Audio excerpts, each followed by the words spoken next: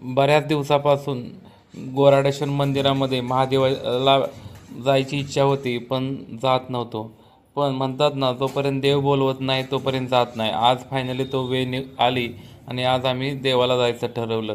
तसं पाहायला गेलं तर रस्ता थोडा कठीण आहे, कारण या मंदिराला जाण्यासाठी 2 ते 3 रस्ते आहेत.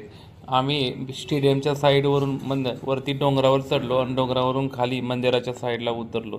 तसा हा रस्ता जरा कठीण आहे, पण थोडी स्लोली जर उतरत गेला तर तुम्ही मंदिरापर्यंत पोहोचू शकता. आम्ही गेलो तर बरीच पब्लिक या टायमाला आलेली होती.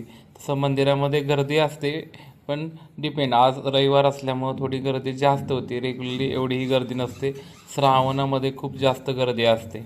पण तिथं गेल्यानंतरची शांतता आणि तिथला निसर्ग एकदम सुंदर. बरेच लोक प्रत्येक सॅटर्डे, काही लोक दररोज येत असतात.